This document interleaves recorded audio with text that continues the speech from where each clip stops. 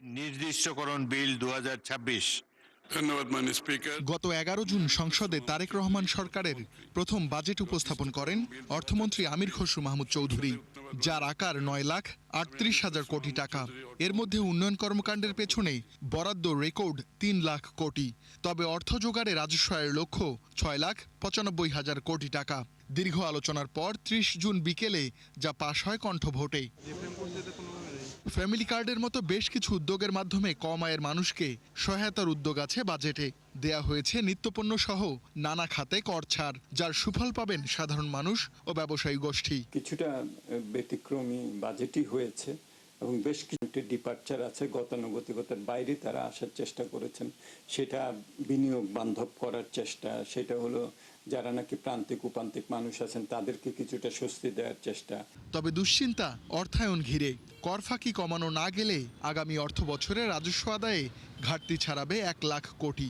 অন্যদিকে প্রত্যাশা অনুযায়ী নাও মিলতে পারে বিদেশি ঋণ। ফলে উন্নয়নের পাশাপাশি পরিচালন ব্যয় মেটাতেও লাখ কোটি টাকা ঋণ করতে হতে পারে সরকারকে।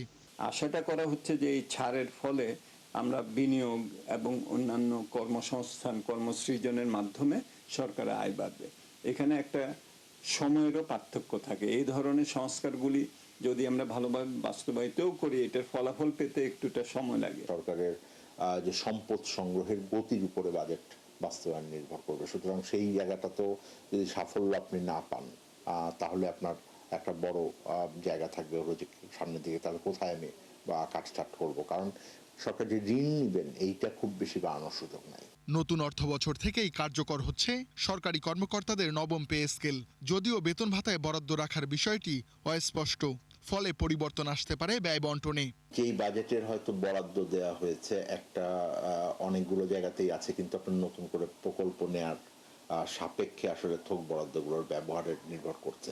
সুতরাং সেইটা আসবে। সরকারি চাকরিজীবীদের যে বেতন বাড়ানোর প্রক্রিয়া কতখানি আসতে যাচ্ছে সেটা বাজেটে একেবারে ক্লিয়ারলি নাই। সো সেই বিষয়গুলো আসবে। সুতরাং যেই বরাদ্দ দেওয়ার জায়গাগুলো আমরা এখন দেখছি সেটা থাকবে কিনা আমার যথেষ্ট সন্দেহ আছে। এমন পরিস্থিতিতে বাজেট বাস্তবায়নে স্বচ্ছতা ও জবাবদিহিতা অর্থনীতির গতি ফেরাতে সহায়তা করবে বলে মত অর্থনীতিবিদদের। দাবি নম্বর 25। রুহুল আমিন, 71, ঢাকা।